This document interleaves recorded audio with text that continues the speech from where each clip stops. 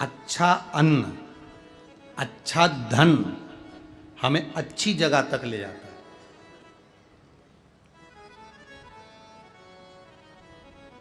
कभी कभी किसी के पांव की चप्पल पड़ी हुई थी, तुम्हारी चली गई मंदिर में से, तुम दूसरे की पहन गए।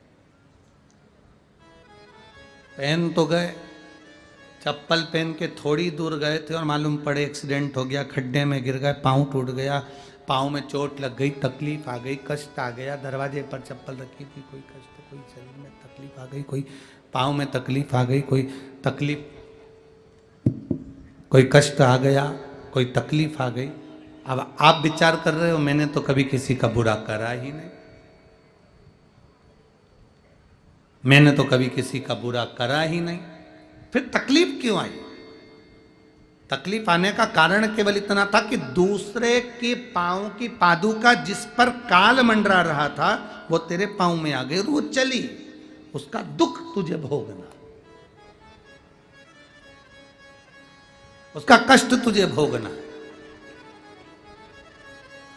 कोई दूसरा नहीं भोगेगा, भोगना तुझे।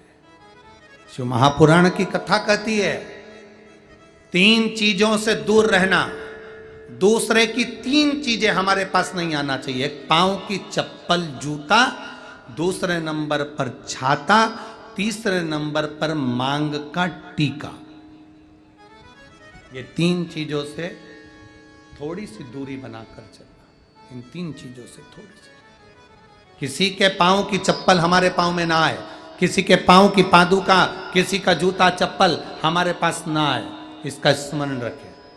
किसी का छाते की छांव में आप बैठे मना नहीं है, छत्र की छांव में बैठे मना नहीं है, किसी के छाते की छांव में चले मना नहीं है, पर किसी का छाता, किसी का छत्र अगर बारिश में गर्मी में तुम्हारे घर पर आ भी गया है तो बहुत दिन तक तुम्हारे घर में नहीं रहना चाहिए, वो छत्र तुम्हें वापस कर आना चाहिए। किसी का छत्र, किसी की पादुका और किसी का मांग का टीका अगर तुम्हारे मांग में आ गया है तो उसको कहीं ना कहीं आपको रखना चाहिए, उसको हमें धारण नहीं करना। अच्छा, आपके स्मरण में है एक बात, यहां होता है कि नहीं होता महाराष्ट्र का तो हमको स्मरण नहीं है ऐसा, पर हमारे उधर का हम बता सकते हैं कि जब कोई मरता है, मरने के बाद में जो 12वें के दिन पंडित जी पूजन कराते हैं या 13वें के दिन कराते हैं या 10वें के दिन कराते हैं तो उसमें पद दिया जाता है। पद में छाता भी दिया जाता है, चप्पल भी दी जाती है, आसन भी दिया जाता है, लोटा भी दिया जाता है। इधर देते कि नहीं देते वो हमको नहीं मालूम, बोलो सही है कि गलत?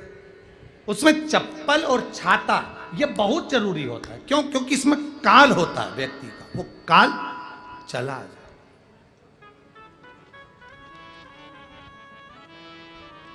कभी किसी गुरुद्वारे में गए हो आप लोग? अरे जम के तो बोलो। कभी किसी गुरुद्वारे में दर्शन करने के लिए गए हो?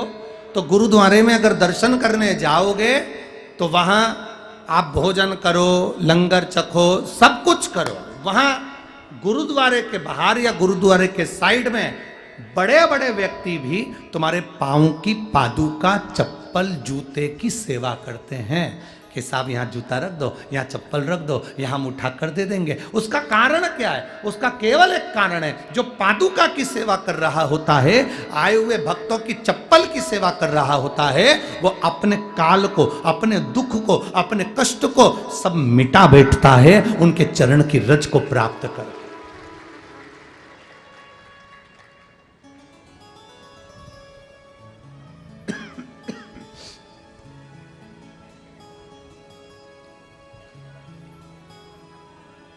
एक छाता, चप्पल, मांग का टीका, ये इसमें काल की समावेशता है, इसमें काल है।